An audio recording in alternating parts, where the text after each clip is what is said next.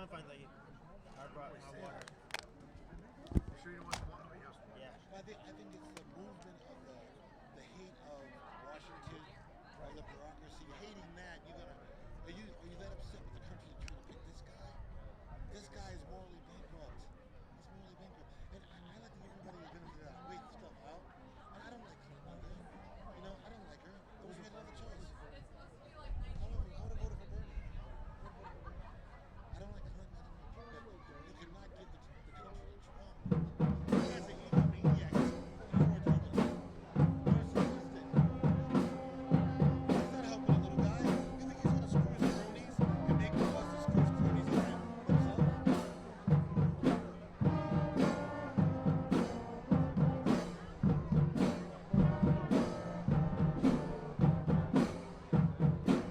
Can I tell you a story about the Knicks? When I was my aunt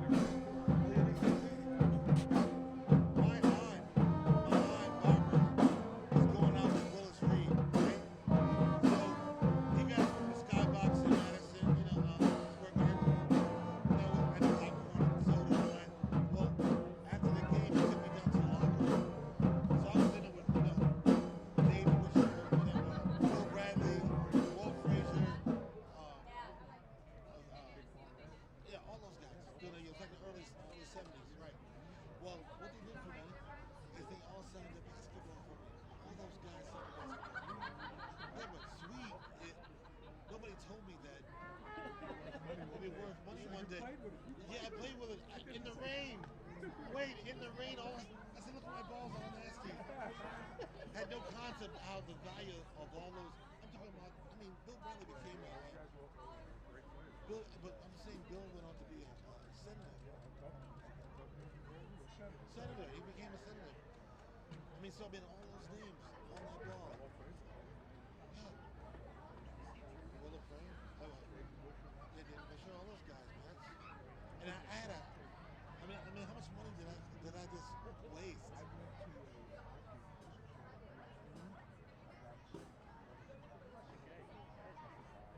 Yeah, I like Dr. Bear. They're great movies. Oh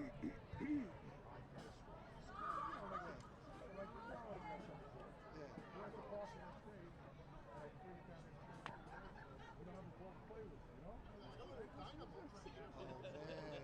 you don't know any better than that. Yeah.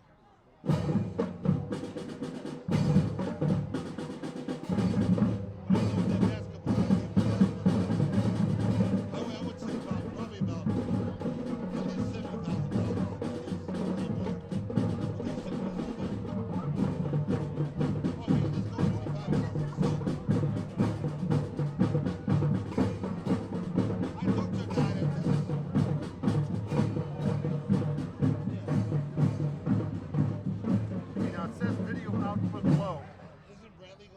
Now all of a sudden it's not. Yeah, that's how it started off last time. So what it says is encoding overloaded. Considering turning down video settings.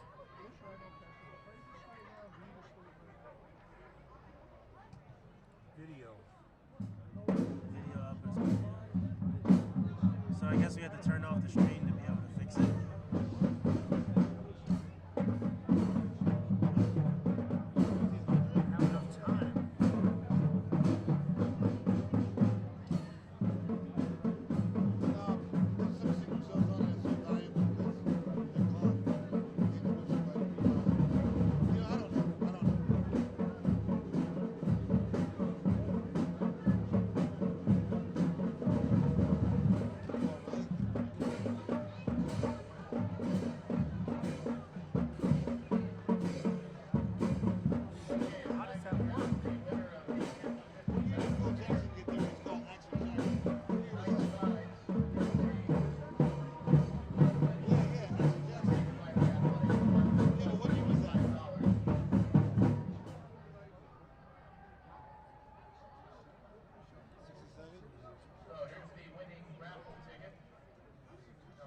I wish this thing would tell me how to fix it. 9, 3, 6, 4, 5, 1, 9, 3, 6.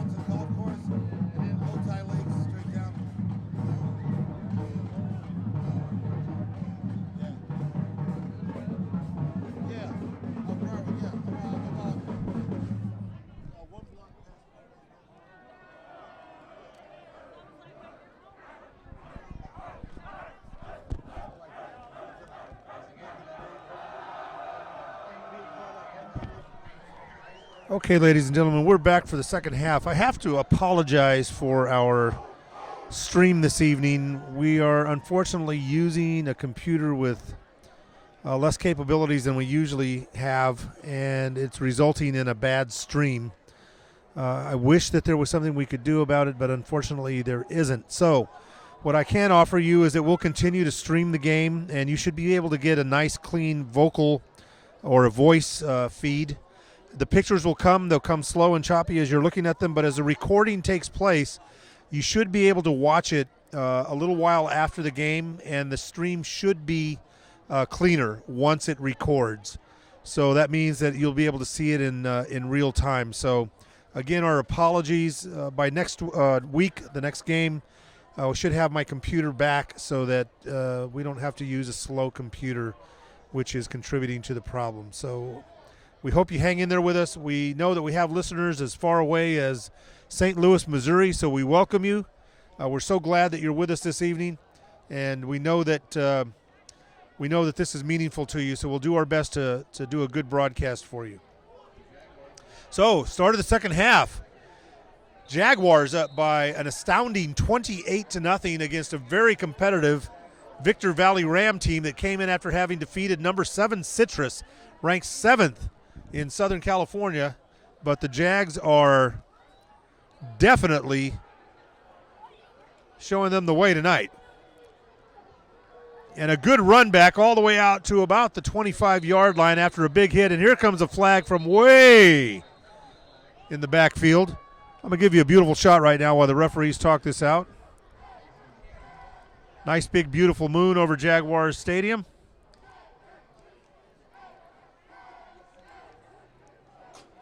And the penalty on the play.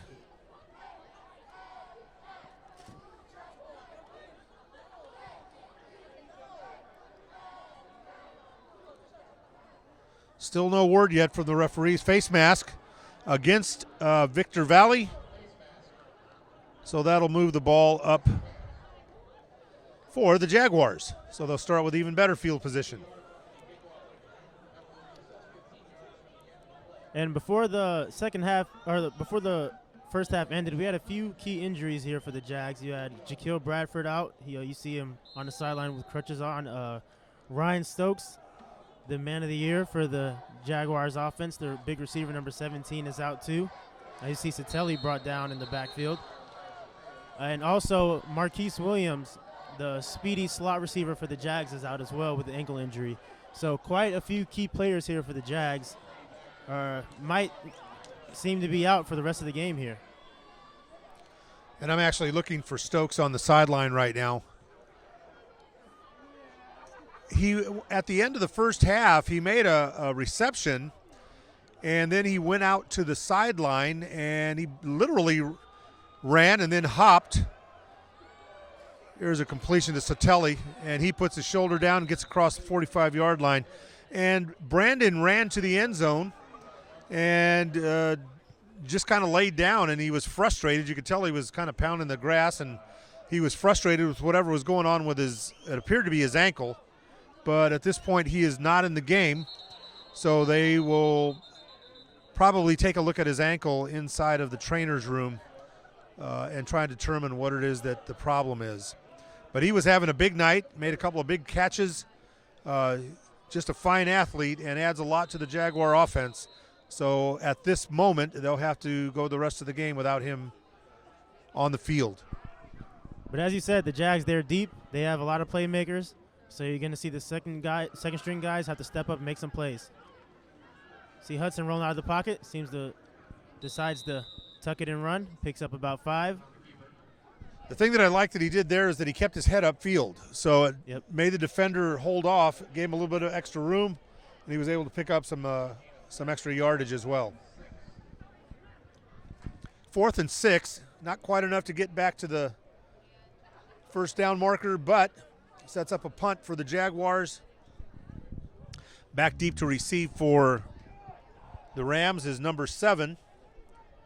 And number 7 is Devin Dixon. And the punt is high, but it is short. And it actually hits a Jaguar. Then it's fumbled by Dixon. Let's see who recovers the ball. Jags are on And it. it looks like the Jags have it. There's no official word yet from the referee. And they do. Donnell Pleasant. For Pleasant the Jags. comes out of the pile with the basketball, the football. That was interesting because it was a high punt. It didn't go that far, maybe 35, 40 yards. And Dixon, the receiver, waved it off. The ball bounced, hit a Jaguar, and then he ran up to get it. But when he ran up, it bounced off of his hand, and there goes the Jaguars, 81, quick hitter, little side. Oh! That'll be 15. That's a 15-yard penalty. That was not what you want to see if you're a Victor Valley player. That was Davin Reynolds, number 81 there with the quick screen for the Jags. And looks as if the defender for the Rams had some beef going on with Reynolds and the kicking net there on the sideline. Threw Reynolds Well, directly I'm in. not sure that he shouldn't have been thrown out of the game for that. That was ridiculous. Yeah, you saw his own teammate smacked him on the head and was like, hey, what was that? Come on. That's not going to help us get back in this game, being down 28-0 at the start of the second half.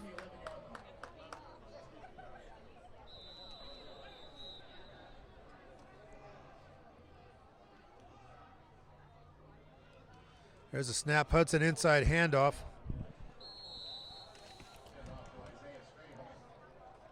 Isaiah Strayhorn is the running back who took the handoff. You know, if you look across the field, you see a pretty sparse crowd. That's the visiting Victor Valley team. It's a long way, but if we spin the camera, you'll see that the stands are filled with Southwestern Jaguar fans, and that's both sides. So let's get back to the game. So we have a nice crowd here tonight. Hudson with a handoff goes to number 11. Takes it down to the 6-yard line. Was that Tyshawn Whiting? Tajon Mundy. Oh, Tajon Mundy. Yep. Okay. But Tayshawn Whiting is one of the backups in for Marquise Williams, who is out with the ankle injury. And the man that's in for Ryan Stokes is the freshman Patrick Jean-Charles, number 1 for the Jags. So we'll see if those guys can step it up and keep the pressure on the Rams defense for the second half. All right, it's a 3rd and 6. The ball is on the 8-yard line. Marquise Williams in the backfield. Hudson rolls left. Touchdown, Jaguars. And that is to number 97, the defensive lineman, Rashid Farha, with the touchdown reception for the Jags. Apparently he checked in as an eligible receiver. Yeah, that was it made you wonder for a second what was going on, but you knew Coach Carberry had something up his sleeve because it was about 3rd and 5 here, heading in the red zone, and he brought out the jumbo set, all the big guys from defense, to try and punch it in with. You have Aiden Johnson with the PAT, which is good, and JoJo Hudson took the snap, rolled out to the left. With the big guys, you'd figure it's going to be a run, but instead, the play action, threw it out to the Rashid Farha, and he caught it for the touchdown. Boy, he caught it like he'd been catching passes all along. He looked like a well-seasoned tight end there. Yeah, I'll tell you, linemen, they don't get to touch the ball as much. So during practice, before practice, they're always out there throwing it, running routes, trying to make catches. So don't. And they can all play quarterback and they can all catch passes, Yeah, they can play every position. Yeah, definitely in their minds, they can play every position. Well, he did on that play, and it's another touchdown. And so the Jaguars go up to an even more commanding 35-0 lead. 12-12 to go in the 3rd period.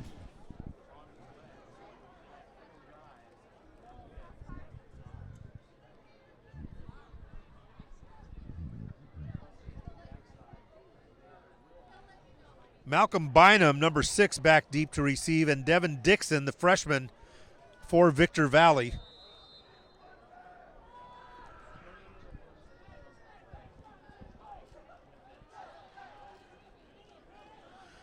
And here's the kick.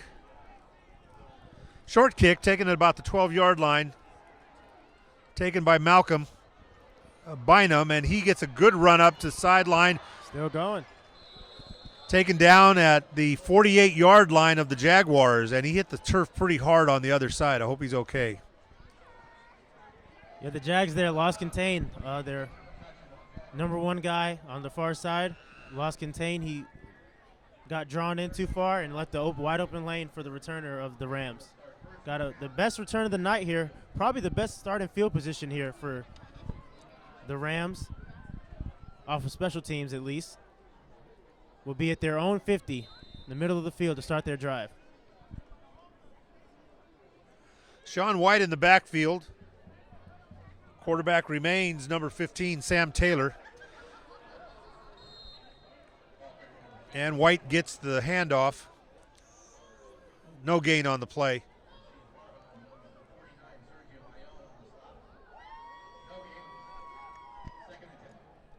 Sergio A on there with the stop for the Jags. Bring up 2nd and 10. Boy, for those of you listening in the Midwest, just to let you know how cold it is here, it's a freezing 65 degrees, and I know you're all laughing out there. There goes Taylor, sprints out to the right, picks up about a yard, and very foolish play. Very foolish play. It wasn't egregious, but it was just the kind of plays that the referees are going to call when a game's out of hand in order to keep the peace, so to speak. Taylor actually brought that on himself. He ran, slid out of bounds, and fairly initiated some contact with the Jaguar defenders, but the referees saw it as a Jaguar penalty, and so it's a late hit and pick up 15 more yards for Victor Valley.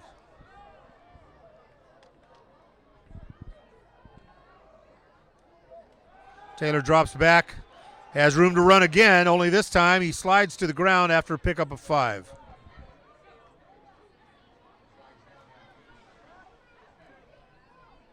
Still, you have a 35-point lead here for the Jags, and still the secondary is doing their thing. They're dropping back into their zones, and the linebackers are covering their spots as well, leaving no throwing lanes for the quarterback of Victor Valley.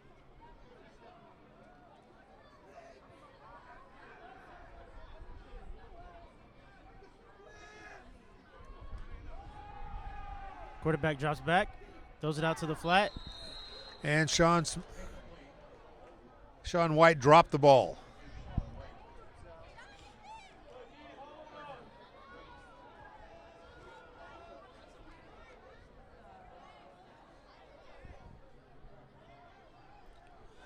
After that play, White immediately ran off the field, so that brings in Braden Pierce, I should say, at running back. I think something happened to White's helmet. Taylor drops back again, has a man over the middle, pass complete, picks up about 25 on the play.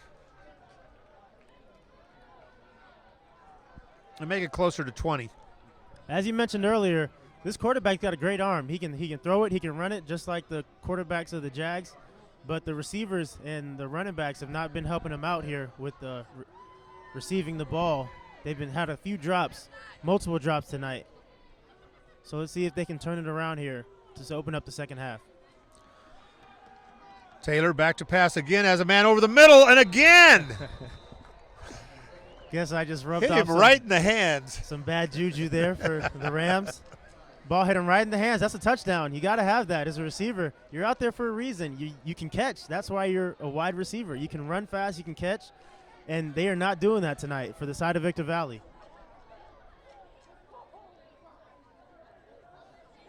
So the Jags dodge a bullet, keep their shutout in play, and that'll bring up 2nd down and 10. Taylor with a snap. Looks to the right. Looks like he's going to run. Heads off to the right, but not much room. Jag defenders close in on him. And the linebacker, number 49, makes the play. So a pickup of 1.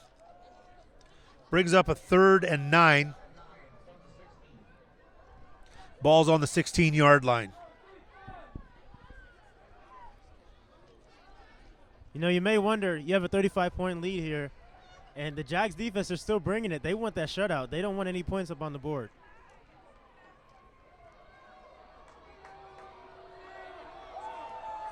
Taylor looks to the right.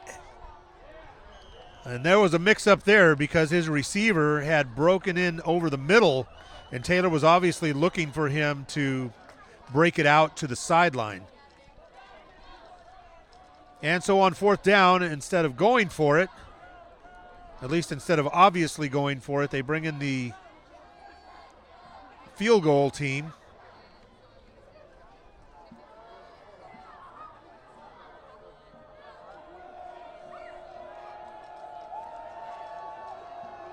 And so number 16, Austin Williams, will attempt the field goal. Snap is down, the kick is up, and the kick is good. So the shutout goes away, but the Jaguars maintain a commanding 35-3 lead.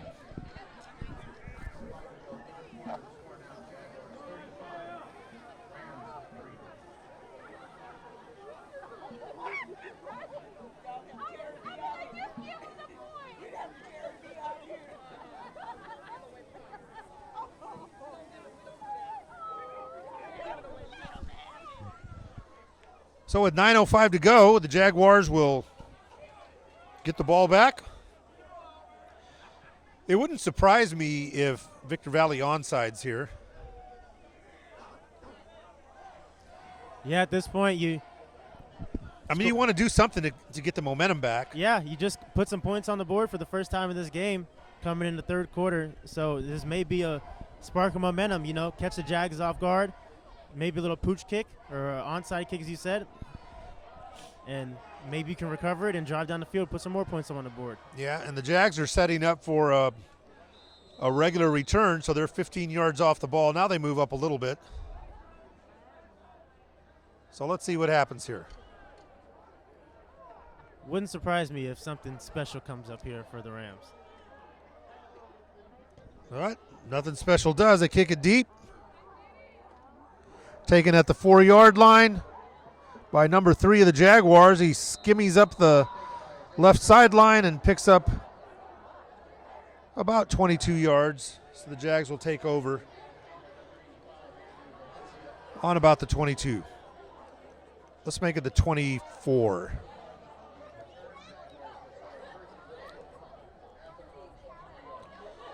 So from my standpoint, the best thing the Jags could do is running play after running play.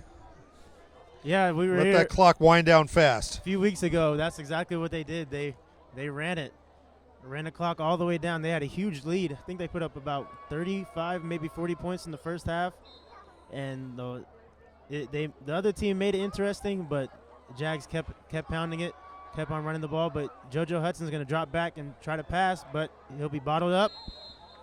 Really nowhere to go. Yeah, nowhere to go. Looked like I don't know what was going on there. Maybe they were trying to set up some type of quick pass, but looked as if the receivers were covered up. Both he and Glass have such different running styles. JoJo's always looking to throw the ball until the last possible second, and then he'll take off. Whereas Glass, once he puts his head down, he's gone. Yeah, he sees an open lane, he'll take off. He'll take those yards. So JoJo White again looks for a receiver to the left. Nobody there. Throws the ball away, and that'll bring up 3rd and 10. Yeah, second straight play here. Looks like he's been looking for Davin Reynolds, number 81, the wideout for the Jags. It doesn't look like they're on the same page here. Last 2 plays, Hudson has looked his way, and he wasn't ready for the pass, so JoJo had to improvise a little bit.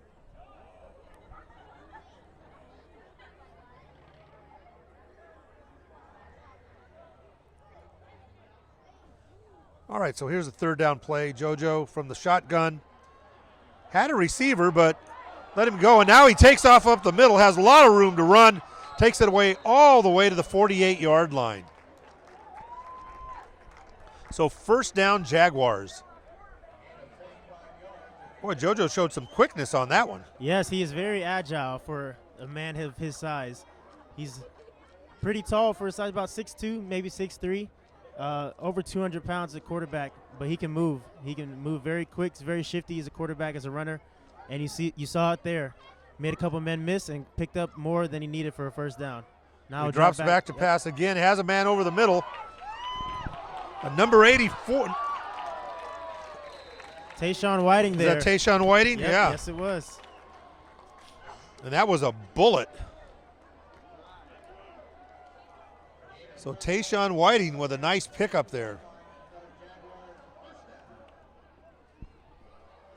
Here's the tempo again. Inside handoff. That's Monday.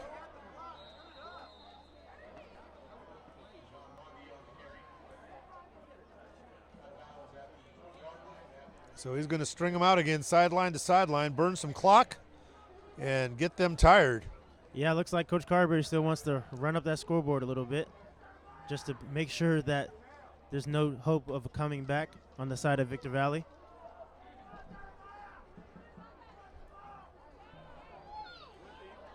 JoJo has a receiver. And the completion. Very little pickup on the play, though. Quick pass to Davin Reynolds. Looked like he was trying to go to on the corner route for a touchdown to Mundy, but he was covered, so he just checked it down to Reynolds. And they go to the quick offense here. No huddle. 3rd and short coming up here. Oh, somebody moved. Let's see who it was. False start. Looked to be either the center or the left guard. And it's against the Jags.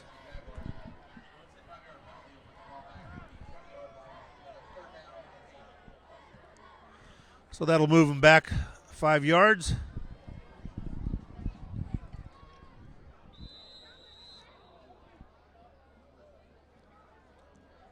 Brings up a 3rd and 8. JoJo out of the gun, spread offense, looks left, has a receiver in the end zone. Touchdown! Tayshawn Mundy. Great throw, great catch. Connection between JoJo Hudson and Tayshawn Mundy.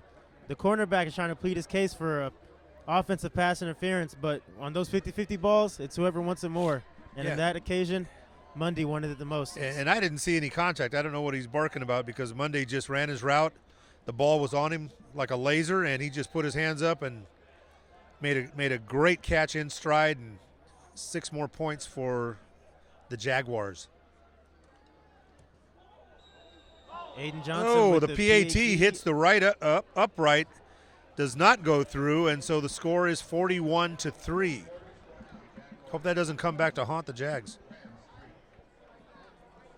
Being 41-3, doubt it will. But hey, it can happen. It's football. Anything can happen. I was going to see if you'd react to that. And again, we apologize for the choppiness of the stream. Just a reminder that after the game has concluded, the stream will continue to buffer, and once it becomes a recording, it should play back with a normal speed. So we hope you're getting the audio in regular time and real time, and we appreciate you listening out there.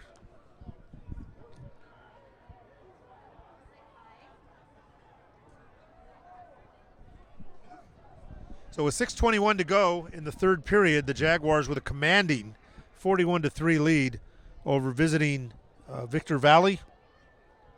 The Rams with a big win over Citrus last week came in here with high hopes of another upset, but so far it isn't to be.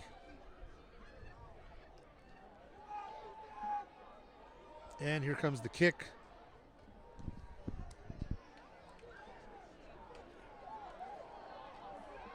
Ball's taken at about the 20, so a very short kick. And the receiver for the Rams drags the defender out of bounds, but for some reason the referee thinks that the defender should get a flag for that, so the Rams will actually start with better field position.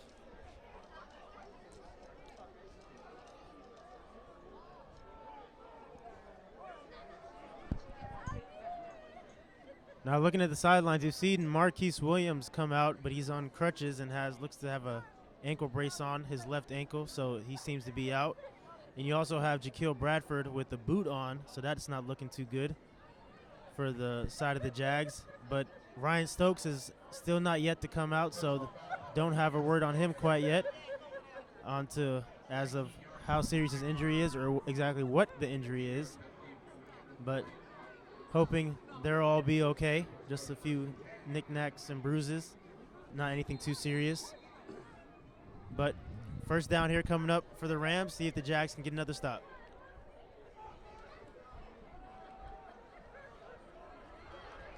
There goes the big running back, number 2, Sean White, for Victor Valley.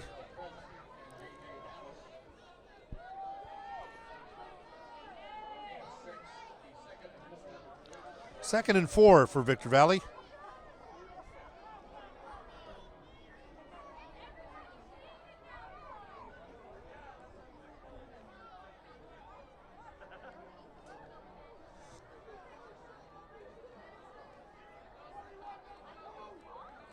There's a snap. Taylor back to pass. Looks left. Nothing there.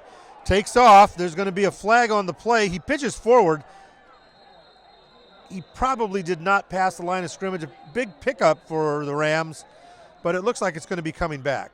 Yeah, the running back, he had pass protection. Oh, no. They're going to call face mask on the Jags. Oh, wow. I don't know where that came from, but he obviously saw it. Let's see. Yeah, maybe I was just looking at the wrong spot, but I definitely saw number 44, Hayden Harrington of the Jags. Oh, yeah. He got tackled, and he's on defense. So, wonder, maybe the refs just missed it. It happens. It happens, yep. Oh, this is a big one. That is a...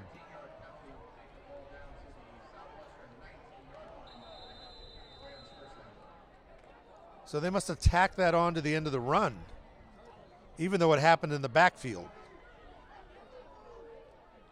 Okay, so 1st and 10 for the Rams from the 19-yard line. There's a fumble on the play.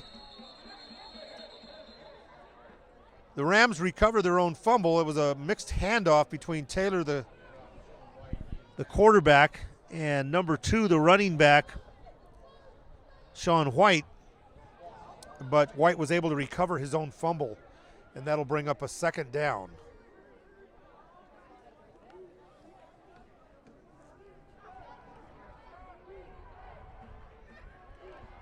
So the Rams single running back, Taylor with a quick pass over the middle, but it falls short. He was under pressure and unable to get his feet under him before he let go of the ball. And now Ryan Stokes has come out of the locker room, but doesn't have any pads on, and he's on crutches, so it doesn't look too good for the Jags here. Hopefully it's nothing too serious, just the precautionary measures. But 3rd and long coming up here for Victor Valley.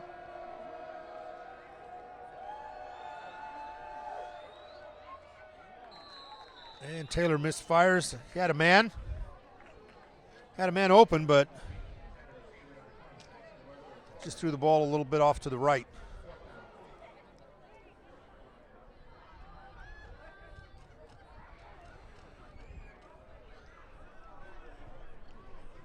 So that brings up a 4th and 14. And at this point, the Rams don't have anything to lose, so they're going to go for it. What do you call here, Gregory? I'd throw it deep to one-on-one coverage, try to get a pass interference, 50-50 ball to your best receiver, but instead he'll throw it out of the backfield to his running back. Sean White, and he had a little room to run, but it was going to be questionable as to whether he'd even make the first down there. I'm with you. If you're going to go for it on 4th and you're in that situation where you're near your end zone, you might as well go for 6. Yeah, there's not many plays in the playbook for 4th and 13. But if I were the offensive coordinator, find my best receiver against their worst defender, just throw it up, try to get him to make a play, or if not, get a pass interference call. But instead, it was a drop pass by the running back, and it seems to be a down Ram in the middle of the field here. Yeah, that's number 50. And, of course, they don't have a 50 listed in the program. But he's up now. Looked like maybe he got the wind knocked out of him. He's up, walking off the field under his own power. So we're glad to see that. All right, so 4:24 to go here in the third period. The Jaguars up by a score of 41-3. They have been lightning quick and striking with lightning since the beginning of the game. Game started with an early turnover by the Rams, and the Jags immediately took advantage of it, and they haven't looked back.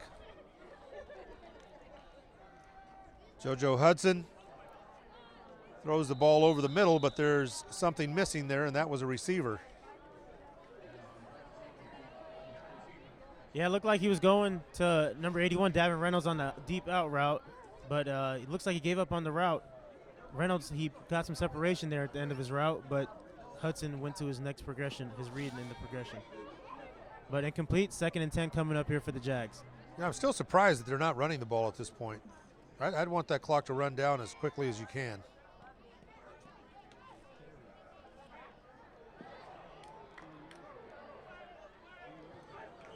And see, with not running the ball, you have situations like this where the quarterback may have to improvise, which can result in turnovers, which you don't want.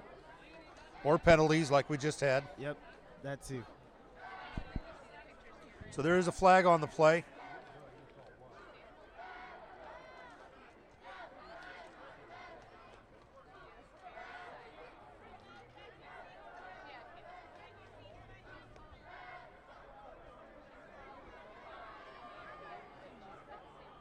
So the penalties declined. It looked like it was. I actually didn't see the sign. But whatever it was declined. So that'll bring up a 3rd and 10. I don't know why they would. Oh, I guess they just didn't want him to replay the down.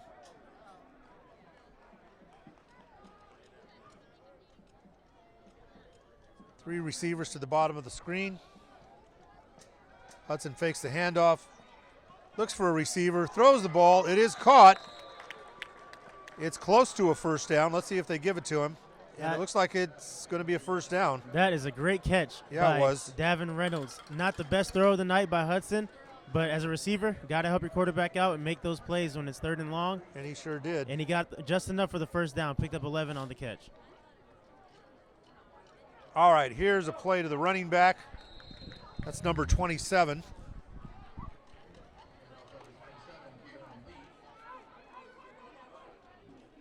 Kalen Lee, number 27. That's his, as far as I know, his first home game run of this season.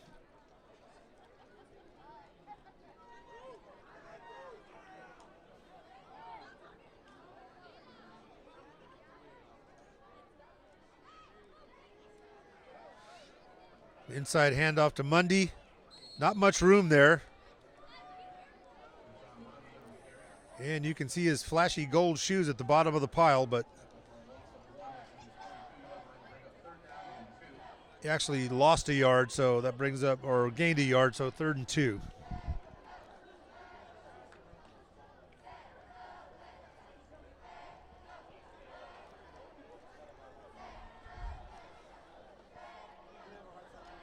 Mundy in motion again. Fakes the inside handoff. Now it goes to the running back, 27. A little cross buck action, but goes nowhere. Brings up a 4th down. Jags tried to go back to the counter play that was working for them early in their game. They ran it twice back-to-back in the first quarter. The first play was very good gain. Second play got stopped in the backfield, and this is the 3rd time they ran it, and it was unsuccessful there, which will bring out the punting unit for the Jags. But the good thing about that play is it keeps the clock running. And the passing plays stop the clock, so wear that clock down. Here's the punt. Not very high, but good distance. The ball hits on about the 25-yard line, and it is downed right there. Call it the 27. So the Rams will take over. First and 10 with 1:59 to go here in the third period. Jaguars up by a score of 41-3.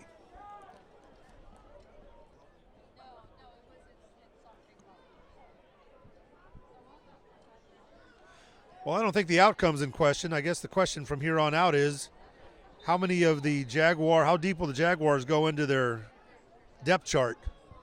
Get a lot of new guys getting some time now. Yeah, I'm sure on defense you see Rashid Farha working.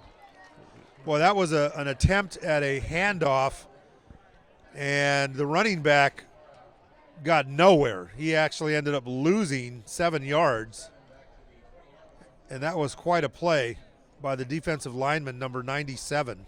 Yeah, I'm sure as a running back you're not used to seeing defensive linemen move that fast, especially in your face as soon as you get the ball. So not much going on there for the Rams. Taylor back to pass again, swings it out into the flat to his running back, and not much doing there. He picks up maybe a half a yard. Now that is a prime example of the athleticism on the defensive line of the Jags. That is a defensive lineman, Hayden Harrington, chasing down and tackling a running back out in space. That's a great play. That's what you love to see as a defensive coordinator. That's quickness and that's athleticism. All right, 3rd and 16. 45 seconds left in the third period. Taylor back, throws it out to his running back again, but overthrows him, and this time the ball goes out of bounds. Incomplete pass. And that'll bring up 4th down. And the Rams send out the punting team. Outside of a few drives, the Rams, they've been playing behind the chains all game. It's been a rough offensive showing for them tonight, to say the least. But they've had some ups, some downs, seeing if they can get something going. But they're out to punt here, and you have Donnell Pleasant along with Tajon Mundy. Back to receive the punt for the Jags. And it looks like it's going to go to Mundy. He calls for a fair catch, makes a fair catch, goes into a rocking chair and falls back on his keister. He had a little bit of room to run, but it was probably a good idea just to go ahead and make the fair catch. Play it safe. So the Jaguars take over on their own 42-yard line. 33 seconds left in the third period. And the Jags are up by a score of 41-3.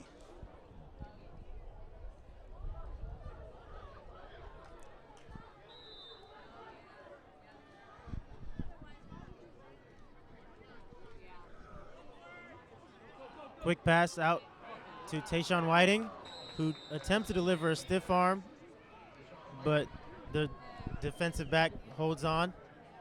And it's a gain of about 8 for the Jags. 2nd and 2 coming up.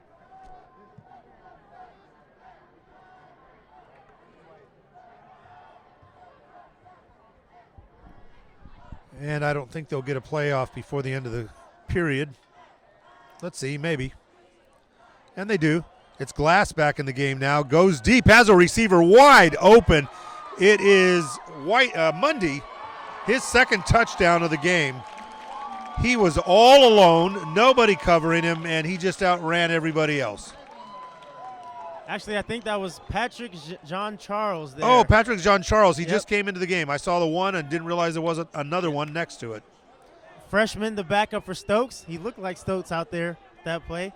Wide open by himself, made the catch at about the 20 and finished the run off with the touchdown for the Jags to increase the lead 47-3. Great connection there. Well, I guess Coach Carberry remembers those last 2 defeats here at the hands of Victor Valley because he is pouring it on. The PAT is good for Aiden Johnson to increase the lead to 48-3 for the Jags. That is the end of the third quarter, actually, which will bring us to the start of the fourth at the kickoff. Are you a little surprised that he's still throwing deep there? Actually, yeah, surprising, yes, but I don't know if that was it looked like a busted coverage, and the quarterback Glass saw it and John Charles just kept running, so he just threw it up to him, pitch and catch. But Carberry's a respectable guy. I doubt this what he's trying to do is to run up the scoreboard, despite Victor Valley defeating the Jags the past 2 seasons. But I don't know what happened there, but regardless, it worked out in favor for the Jags. It did. I mean, I don't blame Glass for throwing the ball. The receiver was wide open. Yep. There wasn't anybody within 10 yards of him. So you've got to throw the ball. And he did, and it was right on the mark, and ring up another 6 points for the Jaguars on the touchdown and the PAT.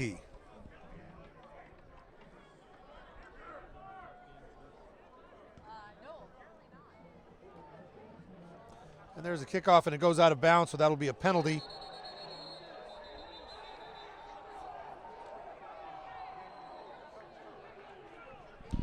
And hopefully the game won't get chippy in the last 15 minutes.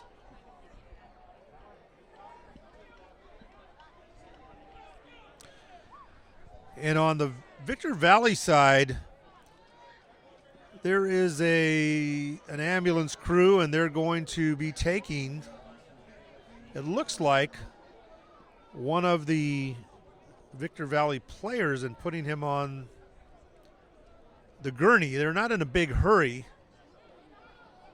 and I'm not sure what the injury may have been, but I just want to report that one of the players for Victor Valley is being loaded onto the gurney, but he doesn't appear to be in distress. He's moving. And a big running play for Victor Valley. Running back number 2.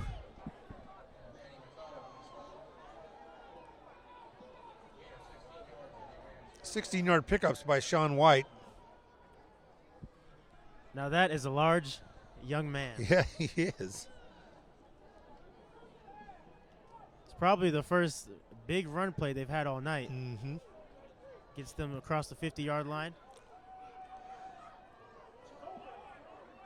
Taylor back to pass, and this time he has a receiver who actually catches the ball.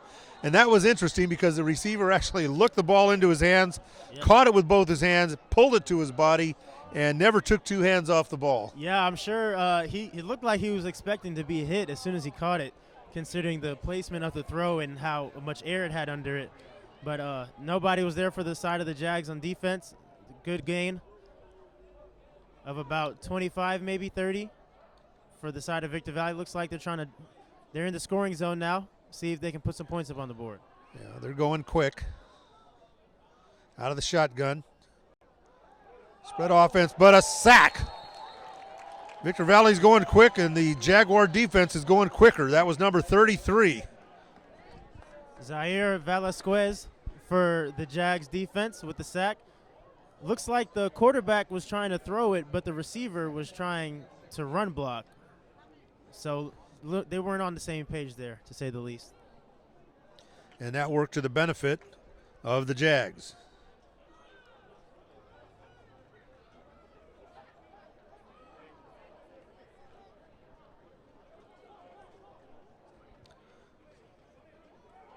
All right, there goes Sean White again, and this time he lowers his shoulder and throws a forearm into the safety and picks up a nice chunk of yardage. Gets back some of that negative yardage that the quarterback lost, but it still brings up a 3rd and 11.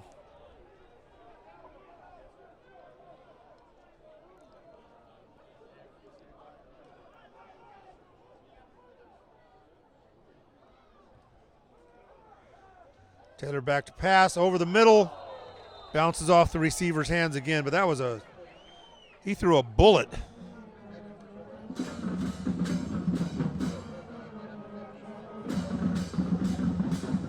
That was defensive lineman number 50, Carlton Corbin. Dropped back into coverage. Yeah, and did a good job. Yeah, that was a great job. He caught me by surprise. I'm sure he even caught the quarterback of Victor Valley even more off guard, considering he almost had an interception.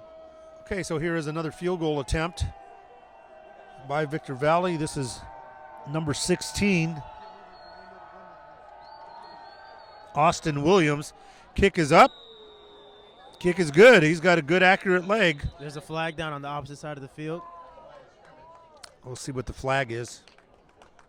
That usually indicates offsides. Let's see.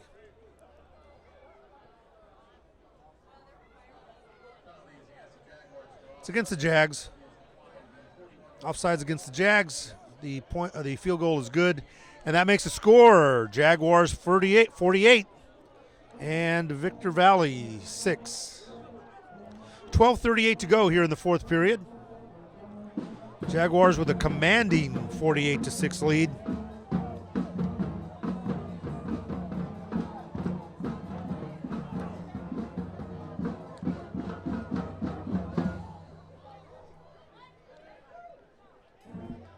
An update on Stokes. Looks like he has a bandage wrapped around his left knee now.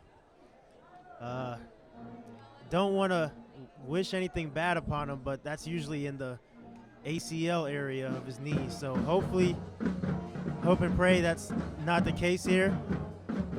But Well, the good thing is he's smiling. He's talking to his teammates, and yeah, it that's looks just like it's just precautionary. that's So just his personality, though. You're always going to see him smiling, talking, joking around with everybody. So it's good to see him like that, though, even when he's out of the game like this. well, I know Victor Valerie's glad that he's out of the game. Definitely. Even though it hasn't really made much of a difference, the backups have done their thing. They've stepped up to the occasion and made plays for the Jags. The thing about Stokes is that he is a threat every single play. Yep. There's a big run back for the Jags, and this could go.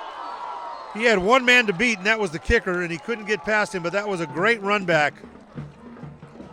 That was number 20 for the Jags, Ethan Williams with the big return for the Jags.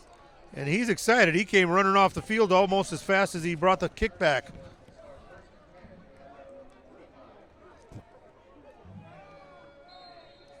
So a nice return, puts the ball on the 45-yard line, and we have a new quarterback. And we have a flag. Number 7, Marcus Hernandez in for the Jags at the quarterback position. Looks to be an illegal shift by the Jags. 2 men in motion at the same time.